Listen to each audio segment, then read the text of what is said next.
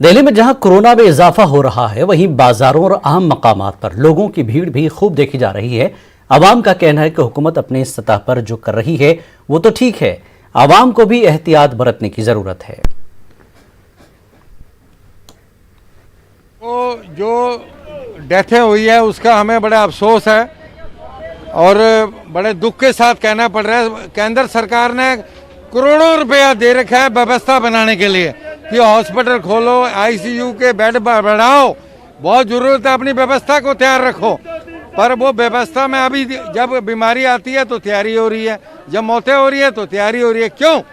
वो कहते हैं ये बाज़ारों में भीड़ है, 6 महीने बंद रहा भारत, किसी ने कोई मदद नहीं करी। आपका कोई हक नहीं है बंद करने का, आप अपनी व्यवस्था बनाइए। दवाइयों में ढिलाई क्यों है? कोरोना को हम सब मिलके भगाएंगे। मास्क लगाइए, सैनिटाइजर रखिए, 2 गज की दूरी जो बहुत जरूरी है। जो सरकार के आदेश हैं सभी लोग पालन करें।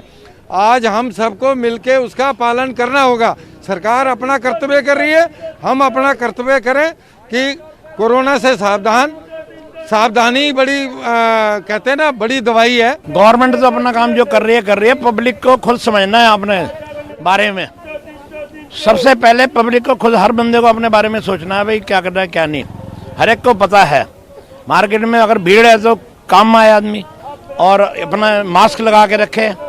हर चीज़ का खुद ही ध्यान रखना पड़ेगा। गवर्नमेंट नहीं आएगी आपको बार बार कहने के लिए, वो तो मैसेज दे सकती है गवर्नमेंट। कोरोना के बढ़ते हुए केस ये हैं कि रेहड़ी पटरी बंद कराने से कोरोना के केस नहीं सुलझाएंगे और गरीब मार और गरीबी और बढ़ जाएगी यहाँ पे।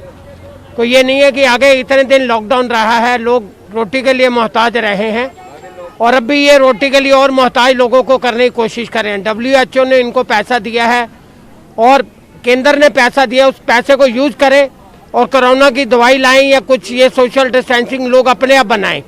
ये नहीं है कि बार बार सरकार बनाएगी।